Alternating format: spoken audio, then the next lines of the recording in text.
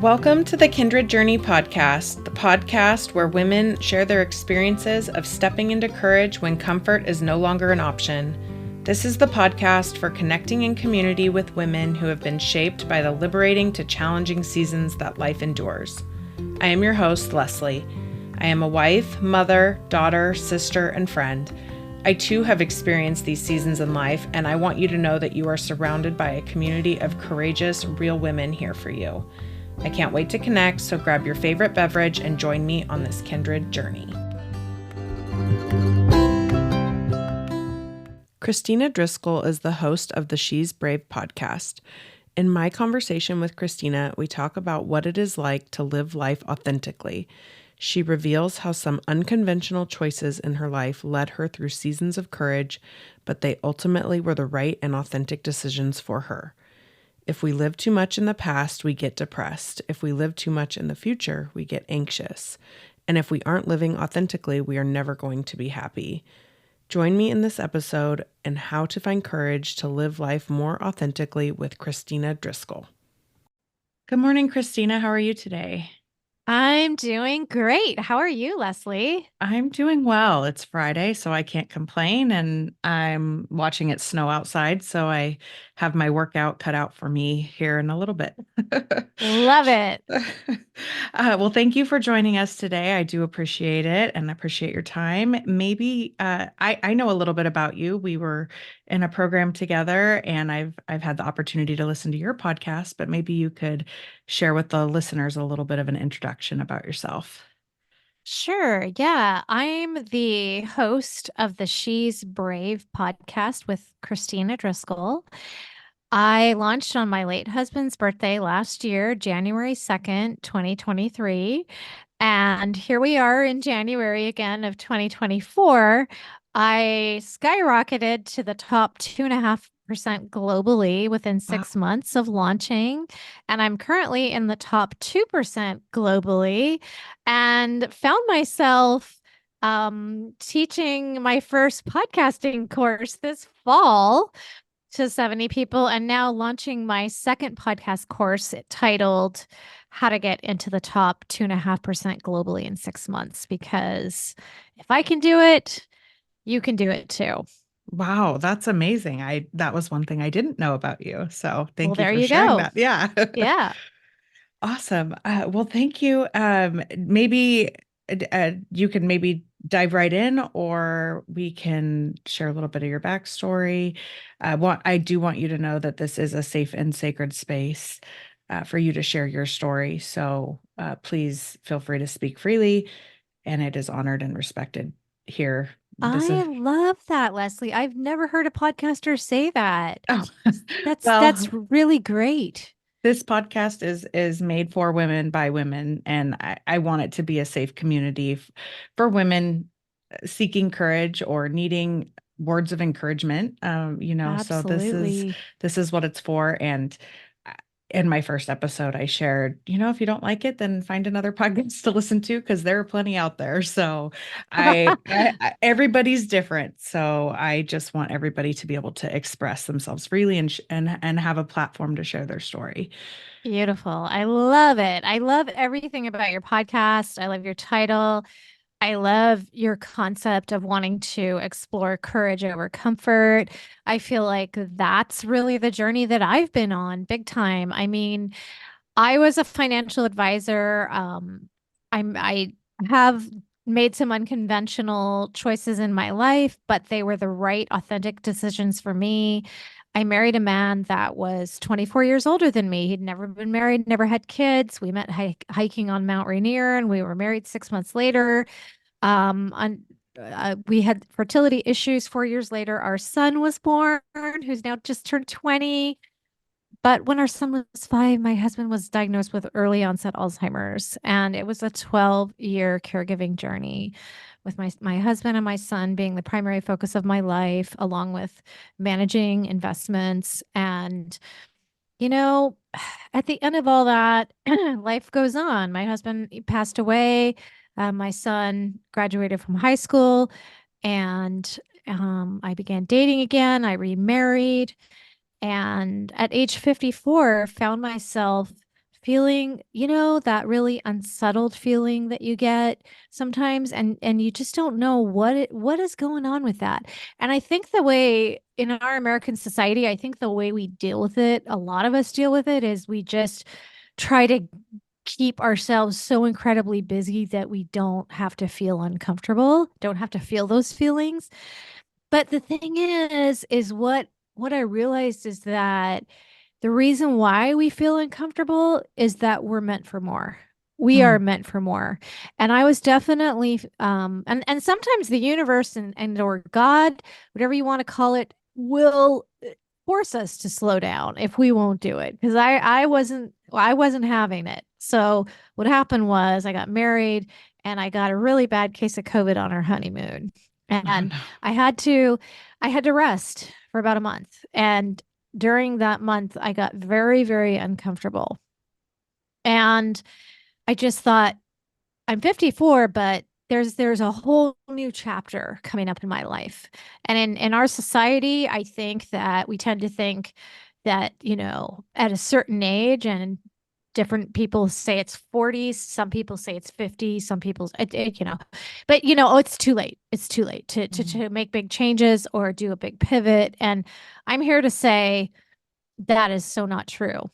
And I, I didn't know what to do. And I think a lot of your listeners out there may be thinking this. Well, yes, I'm feeling that way. I'm feeling unsettled, but I don't know what to do. Well, my answer is do something. Do Mm. something. Like literally anything. It could be attend a meeting at your local chamber of commerce, join a club, get out there, meet some people, take a class online or in person. I ended up just kind of randomly deciding to sign up for a podcast class, and I wasn't even sure if I wanted a podcast, but I thought it's going to lead me, it'll start me down a path, and it did take a lot of courage. It was very uncomfortable to even sign up for the class. And then when the class started, a lot of Zoom sessions, I was really quiet and I was really intimidated, and I didn't have any courage at all. And I thought I was going to do a podcast on caregiving because I had felt really alone for a lot of those years caregiving, and it's nobody's fault. It's just part of it was my fault actually too, just not asking for the help that I needed. But that topic felt really, really heavy to me. Mhm. And the reason why it felt so heavy was I realized that it was making me live constantly in my past. Mm. And we're not meant to live in the past. And if we live too much in the past, we get depressed. And if we live too much in the future, we get anxious. And that's why, it's getting to be more and more common where people really work on trying to live in the now. And that's, the healthiest way to live. And so I was like, well, now what? Now what am I going to do? Like, this topic doesn't feel right. I thought I was going to do this topic. But in my class, and a lot of classes, coaching and podcasting classes have you do some form of this exercise where you reach out to about five of your closest friends and family. And again, it sounds really easy, but it's hard and it's scary to call people up and say, I'm starting a podcast. I want you to be really honest with me and tell me what you see in me. Like, what are my greatest strengths? Who do you see? Like, and the same answer, Lesley, kept coming back to me over and over again. Everybody said you're incredibly brave, you're super resilient, but most of all, what they admired the most, all five of them, was they said, you're 100% authentically you. You live life on Mm. your own terms. You do what's best for you and your family, even if it's unconventional. You don't, you just, you live, you're very, very authentic. And it takes courage to be authentic at times. And I think, especially in today's world, it even takes more courage now than ever, because with social media, we are just constantly told what should make us happy, right? And so we will unconsciously take on that message that what is going to make me happy is the big car, the expensive car, the big house, the perfect family, the this, the that, and the list of a bunch of things. And that may or may not be true for us. That may or may not be our personal happiness equation. And I also think that in for women in particular, in doing that exercise and hearing my friends and family admiring me for living authentically, it made me realize that apparently there's a lot of women out there who are not living authentically at all. It's a big, big problem. And I think, Lesley, it goes back to I'm not even blaming anybody. You go back 10,000 years, 5,000 or 1,000 years, people lived in very small communities. And if you weren't, you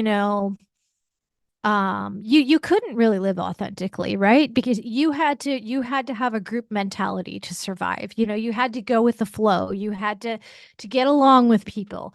And if you didn't, you could be kicked out and eaten by a bear in the woods. It was Right. literally survival. So I think and in women, I think it's even more ingrained than men naturally for us to be very accommodating, to be very agreeable.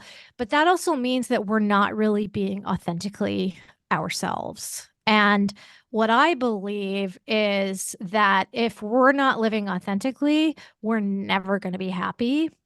And I think that our greatest sense of freedom comes from being authentic to ourselves. And so that's how She's Brave was born, was me wanting to get more women's voices out in the world, encouraging them to live more authentically, encouraging them to take risks, encouraging them to have the courage to live authentically, whatever that looks like. Well, thank you, Kristina, so much. I appreciate that in a nutshell. And I think you're so right. I think part of our human condition is to belong, right? So we just want Right. to stay comfortable, stay with, like you said, if you do something out of line, you'll get kicked out. So I think, and even in today's world, and it used to be keeping up with the Joneses, but now you have to keep up with all of Instagram or Facebook, and so it's that's broadened as well. So sometimes you can really get lost in the weeds of who am I, or what am I, uh what do I, what makes me me. And I love the authentic piece, because I think you're very bold and brave and authentic. So I don't see you as, like you said in the Zoom calls early on, the quiet and kind of reserved and held back. When you, like you said, starting something, I think, or doing something, is such great advice, because sometimes when you're in that flood of overwhelm, you just kind of freeze and, where do I start? Where do I even go? What, you just get so stuck in the mud of doing that. But my word for 2024 is authenticity. I And love so it. I love everything that you just shared, and I think it's wonderful. And as I'm in my mid 30s, I should know well enough now what I want and what I don't want. And that's kind of where that is going, versus, not that I'm a complete people pleaser, but I feel like I will ask for input or say, what do you want? What do you think? And even though I know the answer already within, but I still ask for that input. And then I'll go with that over what is in alignment with my true self. So I think Yeah.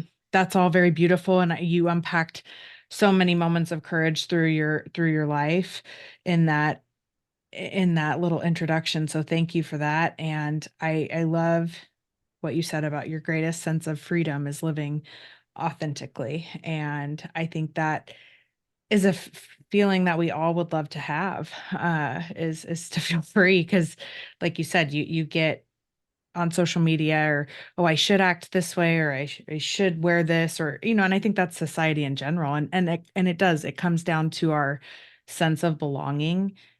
And so when to stand in alignment with yourself versus choosing to belong, I think every age range, every gender, everybody struggles with that. So Totally. uh And I just want to interject one other thing though, too. yeah, Like please do. you mentioned, asking other people for their opinions. And I don't think there's anything wrong with that. Like, Sure. in fact, Sure. we are more powerful the more we collaborate. Podcasting, as you're new in it, but you will find it's the most collaborative industry that you will work in. And it is collaborative because everybody wins. When everybody collaborates, the more you collaborate, the better you do. And it all works together like that. And it's fine to ask people's opinions. In fact, I encourage it. I Hmm. encourage collaboration, but that also doesn't mean that you have to follow their advice. And what I have just been finding over this journey, of podcasting is how many people make their decisions based on what they think other people want them to do. And I want to change that. I think that's needed in today's world, in our society. I think people want more authenticity. I think people are craving it. I think also the other part of social media that like is it's a great tool, right? But it's also not reality. You get a snippet of somebody's moment or season, and some people are willing to be vulnerable and open on social media than others as far as the hard shit. But not everybody's going to air their dirty laundry. They're going to air the like the perfect car, or and like you said, checking boxes of what's in what society wants for me to have and what I want is two different. It doesn't all look the same for everybody either. But Absolutely. kind of painting this narrative of my life's perfect, or, even kind of something I've been exploring with lately, is this whole mom culture on social media, being in the trenches of new motherhood, and Hmm. momming is hard, and yes, it is hard, but it's the hardest thing I've ever done in my life. Hmm. And I feel like, but imagine the women in the 1800s that were, immigrating from the East Coast to the West Coast, and having a wagon with all of their belongings and their entire like, you want to talk about hard. I Yeah. think that would be, and not comparative suffering by any means, but just this whole like momming is hard. Like, I don't know, just so something I've been toying with as far as my mindset, and trying to decipher what's in alignment with myself. Yes, there are going to be hard days, but there are really great days that exuberate and make those hard days not even, a blip on the map. Yeah, yeah. And I mean, being a parent is the hardest thing I think that a human being does in life. It is. And I think the good news is, with social media, the one good side of it is I think we are getting more transparent Hmm. about our own experiences, of parenting, and the good and the bad. Hmm. Hopefully we're getting more transparent about it. I was actually just in to get my teeth cleaned last week, and my dentist she just had her first baby, and I think he's 8 months old now, her son, and I asked her how's it going, and Like, she said really, really, how's it and going? I could really, yeah, like that way, Mhm. don't sugarcoat it, Right. and I could just see it on her face that she was, it's hard. It's been a struggle. And I just opened up with her and I just said, I feel like the first year of my son's life was the hardest year of my life. That says a lot. And she said, thank you so much for saying that. Like she said, that means so much to me. And I said, I felt like parenting just keeps getting better and better and better. Like it just Mm. kind of is, it starts out incredibly hard and then it just, for me, it just got better and better. Like, yes, it's really busy when they start walking, but it was also, I felt like it was still better and more joyful to me than the baby stage and so on and so forth. And I think the more that we can, like, maybe help and support each other as women, like, my dentist was just like, I could tell she was so deeply moved. Like, she Mm. just was like, I don't know, maybe nobody had told her. Like nobody Right. had really just said, yeah, it was my hardest year of my life. And it was hard but you'll get through it, Hmm. and then it's okay if it's really hard. It's okay if you don't love it right now. It's Right. okay. And it was like she was so relieved.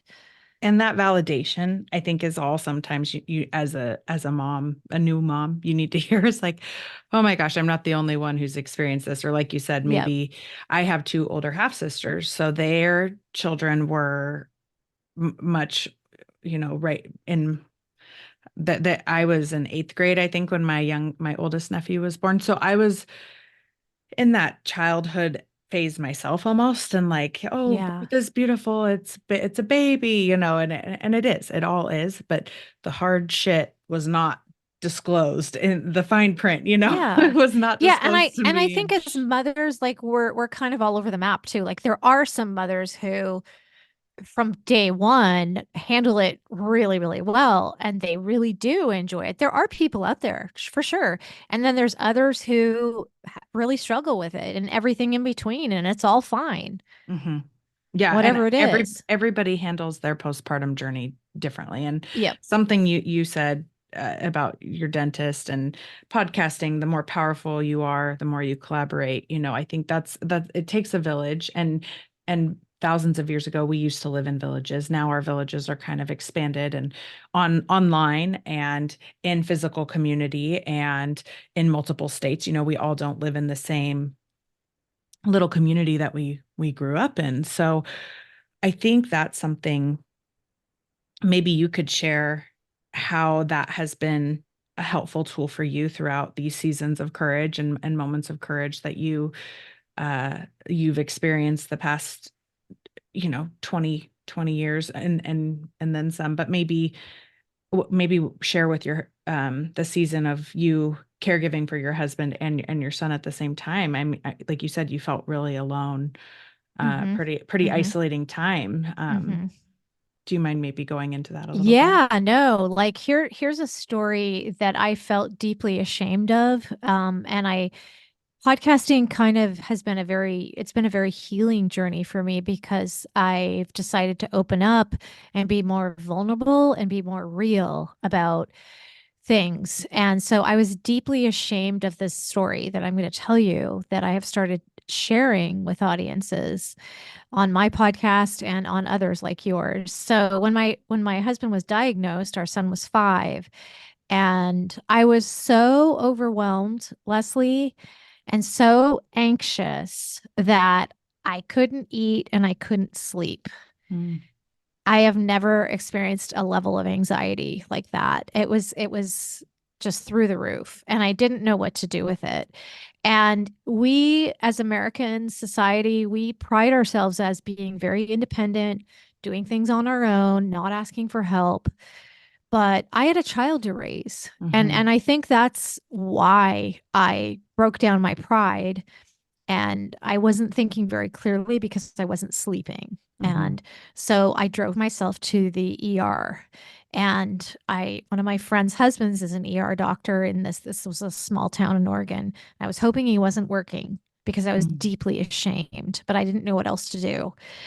And he was working that day, of course, but he couldn't treat me because he knew me. But he did come Okay. into my room. Right as I got into my room, he came in and put his hand briefly on my shoulder and said, I am so glad you're here today. Mm, He said, this is what you're going through is huge. And every human being who is faced with what you're facing is going to have a huge amount of anxiety, and it's okay. And mhm, we're going to get you the help that you need, and you're going to be fine. And I think I think it's awesome that you're here, and I think it's very normal that you're here. And so I did, Lesley, I got medical help. I had to take sleeping medication for a while. And, traditional medicine. I know that some people are like, I don't like traditional medicine, or I don't like alternative medicine. Guess what? I did it all. You know, I did traditional medicine. I did alternative medicine. I did therapy. I did it all. And I slowly over time, and I was diagnosed with an anxiety disorder. mhm, And, I just slowly, got better over time. And it takes a huge amount of courage to ask for help. mhm, And I tell this story a lot because there have to be other people out in the world like me, maybe a completely different circumstance, but having the same symptoms, Mhm. And I'm just saying, please, like, just if you don't know what to do, walk into an urgent care clinic or an ER, or call your doctor, I mean, I was literally at the point where I just felt like I couldn't even call my doctor and wait 2 weeks for an appointment. Like I was like, I need help Now. right now, So, and I used to be deeply ashamed of that story. And I don't think I need to be ashamed about that. No. Well, thank you for sharing that because I know you're not alone. And well, that takes tremendous amount of courage to take that step to go to the ER or call your therapist or whatever, whatever anybody's circumstance might be, but to ask for that help. And sometimes I think in our society or our culture, asking for help is also not. Considered weak. Yes. Yeah, exactly. Yeah. I'm like, it's not frowned upon, but it's definitely, not, especially as women. I feel like sometimes we have to prove that we can do it or we can do it all as mothers or whatever, we can work the full-time job and have, child raise the children and child rear, what I was trying to find the word. And, you know, tend to the household. It's different than what it was when the woman, the mom stayed home and that's great, but it is a lot of and like but the mental load is still placed on the mom, I feel like in this. I think it's shifting, but I think it's also my experience going through motherhood is especially not having we have a wonderful community here, but we don't have You family don't have here. family. Yeah, that's And really it's hard. different. It's And it's different. hard. It's Yeah. different. And Yeah. I didn't have family either. So, yeah, it's hard. so that's what we're currently navigating and especially preparing for a soon to be second in gosh, about 8 weeks or so, 7 weeks, and the time's ticking by. But it's like how do we ask for that support and hopefully receive that support and be prepared to navigate that once the time comes because we're going to need the help. Yeah. It's Yeah, and not. I look back on the caregiving years and we ended up relocating to a suburb of Seattle. My husband was the oldest of four and all of his pretty much all of his extended family is just outside of Seattle where I now live. And so we relocated and they were amazing. Mm, They were so supportive and they were so helpful and yet I still felt lonely and yet I was too prideful to ask for help, mm, you know? yeah, And so that's part of my message too. Like, please, if you need help, like ask, like there's nothing wrong in asking for help no. and I think it takes a lot of courage to ask for help. It's a Mhm. big part of the courage thing. Absolutely. Absolutely. Well, thank you, Kristina, for that. And I think something that I'd love, I mean, I have a personal story tied to Alzheimer's, and like you said, that your doctor friend that put his hand on your shoulder saying thank you for being here, like you weren't expecting that. I think also like Mm-mm. something we touched on before I hit record. I should have hit record a few minutes prior because I felt like we were on fire going, getting our conversation going. But courage isn't always chosen. Sometimes you have to choose courage or step into courage uh, in a circumstance. But I think you didn't expect your husband to get early onset Alzheimer's, and that was not a choice of yours. That was something that you were forced into. So I think choosing courage versus being forced is two different. Two different things. And I Mhm. love this, Lesley. Like my podcast is about courageous women and getting courageous women's voices in the world and helping women to be authentic so that they can live this, an incredibly happy life and not worry about what other people think and all that. But I have not heard your angle before. And Mm, it's been an entire year. And I think it's incredibly beautiful, your angle of courage over comfort, number one. That is just gigantic. Like when when you're ready, like you want to have courage, like you're motivated and you have to overcome the discomfort. That's huge. And I think Hmm. in our society, we don't like to be uncomfortable. We will literally medicate ourselves. We will use extreme busyness to avoid uncomfortable situations and personal growth.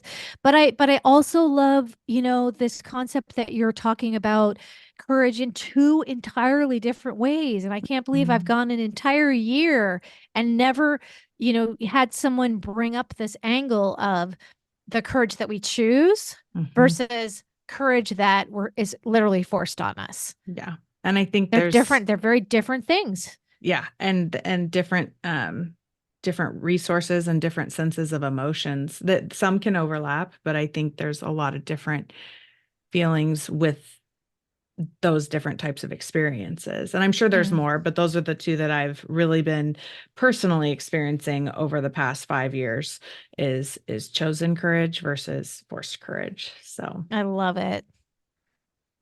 um, but yeah, I think so. I guess maybe you could maybe go down that path a little bit. I know you started talking about moving closer to to family community, and how were you feeling in that?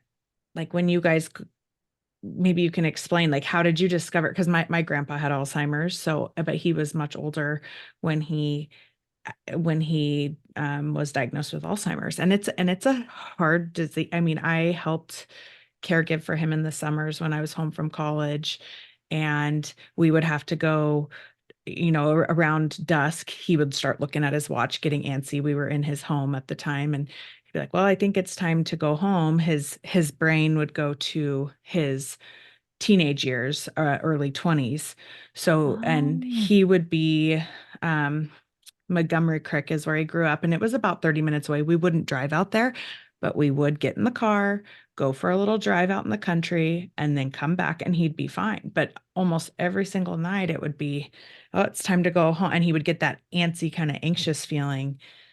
And then when we'd get back, he'd be fine. But and there were other things too, but that's just one thing that I really do remember, us getting in the car almost every evening and going for, which was nice, a nice evening drive. But um that's where his mind went. That's where he would would go with his memory. So maybe I don't know if you don't mind sharing maybe just some of those experiences of how you guys discovered that. Like you said, it was early onset, and you weren't expecting, you had a 5-year-old, and then yeah. Yeah. So like on his father's side, there was no Alzheimer's. His mother did develop Alzheimer's, but it it didn't become she had like very mild Alzheimer's in her 70s, very high functioning. And then I think in her early 80s, that's when she, had to go into a care home and all that. So I mean, I always knew that there was a 50% chance that he could develop Alzheimer's, but the fact that he developed it much, much earlier than his mom or anyone else that we knew in the family, that's where we were really blindsided because like I was mentally prepared for him to perhaps get it when our son had grown up. Like I thought, right, okay, if it happens, at least our son will be grown up. It'll be like less traumatic, right, and it didn't happen that way at all. And Alzheimer's is such a interesting disease because everybody's situation is so different. Like the story that you just told me, that didn't happen to me. So my husband didn't ask to, we didn't drive him around in the evenings. He didn't ask to go home or anything like that. So everybody's experience is different. And I mean, I think one of the hardest moments was the moment that I really realized that he had it. And we were really good about date nights. And my mother said it's really important that the two of you have time alone without your child, so that you can maintain that connection. So I had a very close group of girlfriends that I'm still close with to this day in Oregon. And we we had a network of babysitters, really great babysitters, and they were all ages. Some of them were teenagers, some of them were women in their 50s or 60s, but they were good babysitters. So my husband and I were out on a date night. We'd do a date night at least once a week. And, we were looking at our menus. And then all of a sudden, my husband just looked across the table at me and he said, "Did we order yet?" Mm. That was the second I knew. Mm. I was like, he has it. Yeah. And you just knew. I knew. Yeah. Did he know? I mean, No. no. No. And I think that was a big burden on me too, but I'm glad I did it. I covered for him tremendously for years. So, he would ask me questions once, twice, three times, four times, five times, six times.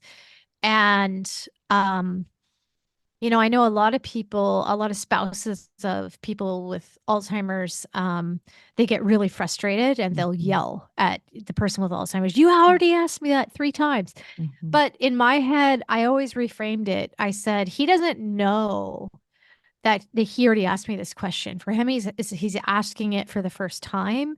And so I would just answer it. I don't know how I got that patience. I don't consider myself a particularly patient person, but somehow by the grace of God, it would just came naturally for me. And because I understood where he was coming from. So he did not understand the extent. He didn't think there was anything wrong with him for a very long time. Well, he kind of did. Like in the very beginning, we did get him on medication and he took the medication but he would forget about it, like at nighttime, I'd just have him take his medication and he knew that it was for his memory. And, those medications, even to this day, well, back then they didn't even know if they worked at all. Like Right. it's so hard. And that's one of the biggest issues with, Alzheimer's medication is it's so hard to measure how effective it is because everybody progresses differently at different rates. So it's so difficult to measure. But I truly believe that by the time my son is a senior, if he does develop it, I believe that they will have a drug that blocks it from developing. That's what I truly believe that. Yeah. Well, I think you touched on a point that is very important to take into consideration is everybody's experience is different with this disease.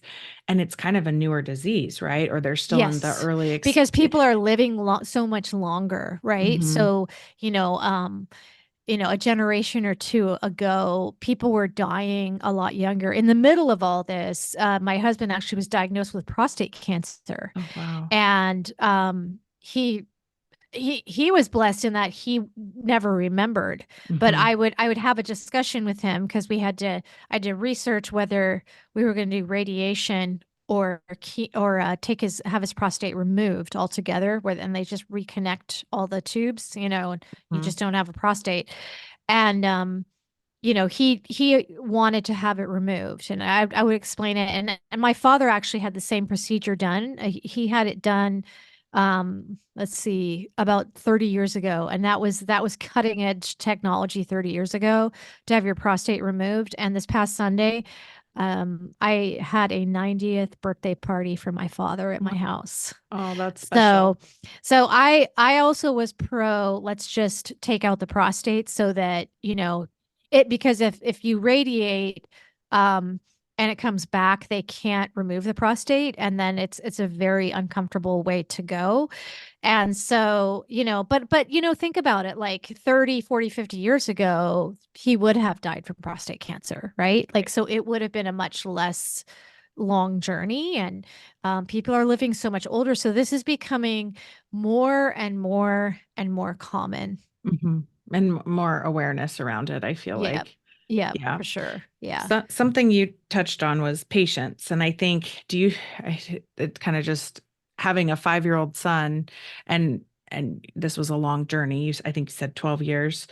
I mean, I think patience, and I can relate because, not that my mom, which was my grandpa's daughter, she's in her late 70s and she forgets things, or and so not that she has Alzheimer's yet. She's gone to Yeah. doctors and done the tests, but like Yeah. she's like, oh, I just forget. I write it down, so even just it mirrors, I guess, motherhood, and in your role it was a spouse or a caregiver, but it's when you're raising children, you have to have a lot of patience too. So You do. maybe that's maybe shed a little bit of light as far as your patience, and bless you for having such great patience with your husband, and understanding. I think once I understand what development phase my son is in, I'm like, okay, I understand why he's asking that or wanting that. So I think, I don't know, I'm a why person. So if I have a why behind it, and then I think that sounds like kind of how you approached it with your husband. Like, I know why he's asking these questions, or I know why this is reoccurring. Maybe touch on that as far as, did Yeah. you see any parallels through this disease with your patients for your son and for your husband, or was there That's any? such a great question. I have not been asked that. Um, I finally spit it I out. I was trying think, to get I my think, I think that, yeah, you're talking about, the relationship between raising my child versus, caring for my husband and I think the answer is, wow, this is such a new thought for me. So when my son was a year old, this part is not a new thought, but I'm going to share it with you because you're a new mom. Mhm. And now you're going to be a new mom again for the second time for second child. When my son was around one, I remember being at church and I had quite a few older women friends too. Like, yes, I had a core group of mom friends, which I just highly recommend to have close friendships with people who have kids the same age as you because you're all going through it together at the same time. But I said, I'm really frustrated because my son was one. He was walking, and I said, it's just so hard. He just wants to get into the pantry and like dump everything on the floor. Right. And she gave me the absolute best advice for kind of that toddler phase, which I try to share it on every parenting podcast that I'm interviewed on. She said, just remember that your son is a scientist and an explorer. Mm, And if you always remind yourself that he's a scientist and he's an explorer, you won't be angry because he's not doing this out of maliciousness. He's not trying to say, I'm trying to make my mom's life difficult. He just wants to know what happens is if he grabs that container of flour and dumps it upside down, what is going to happen? He doesn't know what's going to happen. He wants to find out. And sometimes you need to just let them explore. Just follow him around, let him do it. So, and then once he knows the answer, he'll stop doing that annoying thing. Cause I'd been just kind of trying to keep him away from the pantry. So I went home, opened the pantry door, and he proceeded to literally dump flour all over the floor and sugar and everything. I let him do whatever he wanted, and he loved it. He had a lot of fun, and I had to clean it up. He was too little to clean it up, but he never did it again you right. know and That's and so I think we can get caught up as parents in this concept that our children are like they're malicious evil little creatures who are just making our lives difficult, but this woman telling me that he was just a scientist and an explorer made me realize that's all he is. He's a scientist and an Mhm. explorer. It is what it is. Sometimes that's going to be difficult for me on my end, but it gave me this incredible amount of patience. And maybe that's what really prepped me Mm. for the patience that was developed with my husband. Yeah. They're curious. They just want, like you said, I love that. Thank you. I wrote that down because I'm gonna need to remind myself that when, it's funny because we didn't actually put our, we read a lot about, oh, putting your Christmas tree off limits. We just got done with December, now we're in January, but we just put the breakable ornaments on the top. And he really didn't want anything to do with the Christmas tree. He Hmm. would take some of the ornaments off and take them into the other room and drop them, but he really wasn't that enamored with the tree. So I found that very fascinating and kind of what you just shared. But the kitty Roca that's in the laundry room behind the baby gate that he's not supposed to, Oh. he's And not supposed to that get in, but he actually they can get toxoplasmosis from yes, cat feces. So that's actually one area that, yeah, you can't allow it's him to right. explore that. And Yeah. that because that's off limits, Yeah. that has a Yeah. baby gate. So, Yeah. anyways, that's an interesting correlation to what you just expressed, is they are Yeah. exploring.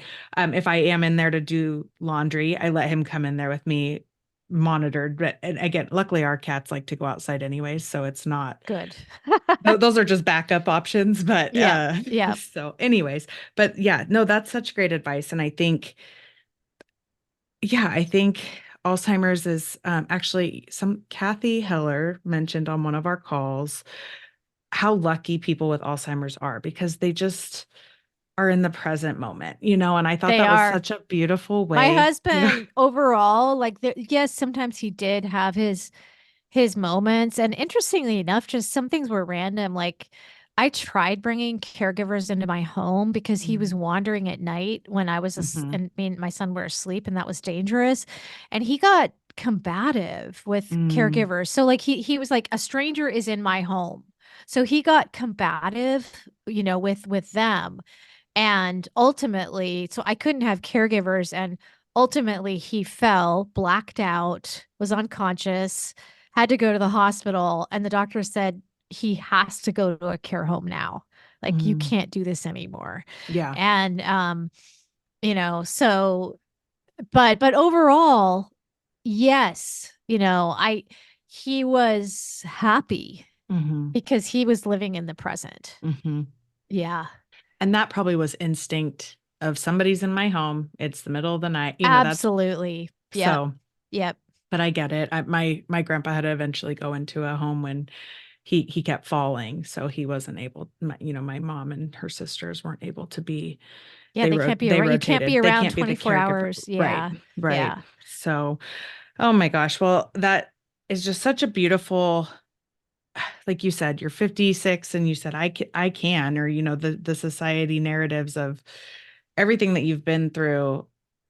I'm sure you felt all kinds of emotions between, of losing your late husband, but starting not a new life, but just not letting it A new chapter. a new chapter and just not Yeah. letting And it weigh you down. yeah. And Some that people take these, sorry for interjecting.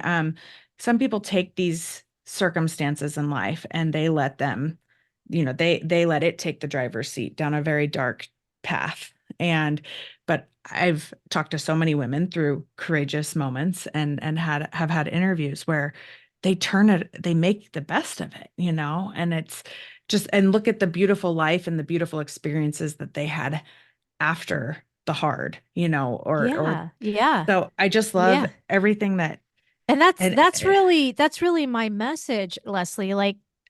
In society's eyes, I was pretty much a nobody. I was a stay-at-home mom. I was a caregiver to my husband.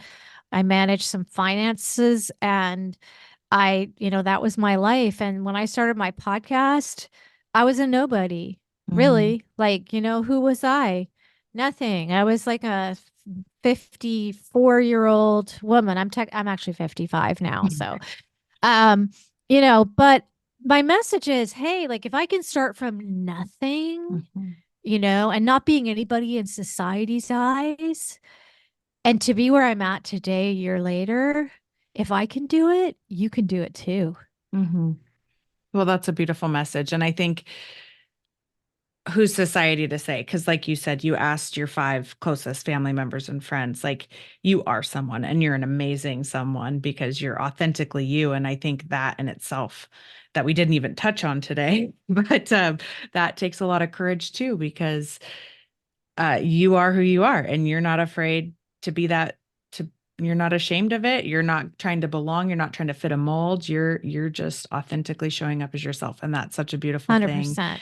And we Yeah. need more of that. And I'm grateful for you and I'm grateful that our paths have crossed. And yeah, thank you so much. Thank you so much. I have enjoyed speaking with you too, Lesley, and I love the path that you're on. I'm super excited for you. I cannot wait to see what's going on with you a year from now. Oh, thank you. I know it's crazy to believe, doing the new year reflection and like, okay, a year ago we were here and yeah, and I think I said that actually in my first interview. If you would have told me a year ago I would be starting a podcast in the Yes, new me year, I'd be like, too. what? You're like, No, what? Yeah. you're Yeah. crazy. So Yeah. here I am doing it, and I appreciate all the support I've received from friends and my husband, and yeah, like you said, to just encourage other women and to be the light. And I think it's such a beautiful thing what you're doing as well. And now you're coaching people to have their own podcast and Yeah, to, yeah. In fact, I just wanted to interject. I do have a free Facebook group. It's new. oh, I already awesome. have over 400 people in it. Oh my gosh. It's really a safe space for new, well, podcasters really in any phase where we can all you do have to request permission to get into it, but it's free. And we can all post things about like how to help each other, hey, I learned this, hey, that, just a very supportive environment. And you can find it at www.facebook.com/group/podcast mastery journey, all one word, or you could just kind of look up podcast mastery journey on Facebook and you'll find it. And yeah, I Awesome. am just all about the collaboration for sure. That's fantastic. And Yeah. I'll be sure to include that in the show notes as well. And I think you're kind of taking that full circle, what we talked about earlier. It takes a village. I think you're kind of bringing that to the podcasting light of it takes a village, and collaboration is Collaboration makes, is key. yeah, It is key. absolutely. Well, hindsight 2020, looking back on several moments and seasons of courage that you've endured over the years, what would you tell your old self knowing what you know now? Oh, such a great question. I mean, number one, I think we always feel when we're in the midst of a crisis, like it just feels like it's never going to end Hmm. and that things aren't going to change, but they always do. They always will get better no matter what. Like it will always, you will get through it. And like worry is essentially negative prayer. And I worry a lot less now. I think as you get older, you learn to worry less, and I think you realize that it's just a wasted emotion. Um, and you will still worry, but you basically catch yourself a lot more easily and say, you know, I can't really control the outcome of that thing, so I am just gonna, I'm gonna turn it over to God, and Hmm. I'm gonna be okay with that, you know. Hmm. Yeah, Yeah. absolutely. I wish I would have worried less. Yeah. Well, Yeah. it just causes gray hairs, right? Yeah. And you have no control Hey, ultimately why at do you the think end of my the hair's day. platinum Hey, blonde? you look fantastic. It's You look it's a fantastic. disguise. Well, that's why I got these bangs recently. I'm like, oh, I love them. that hides a couple gray hairs, so we're good. I like the bangs. I have had bangs off and on over the years too. Yeah, they're hit or miss for I'm sure I'll be over it by summer, but I know. It's it like I was get them and then I'm like, oh, why did I do this? yeah. Luckily it grows back for the most part. Yeah, Well, Christina, before we hop off here, I'd love for you to be share with our listeners where they would be able to find you, connect with you, reach out to you. I know you mentioned sure. the podcasting Facebook Yeah. group, but any other Yeah. Yeah. So avenues? just again, I'm gonna say the name of my podcast is She's Brave with Kristina Driscoll. You can find it on Apple, Spotify, iHeartRadio, and about 10 other places. Love to have you check me out. I have my Instagram is at She's Brave Podcast. And I mentioned my Facebook group. It's private, but pretty much everybody gets in. And then so and also, I have an upcoming second class of teaching people how to get into the top 2.5% globally within 6 months.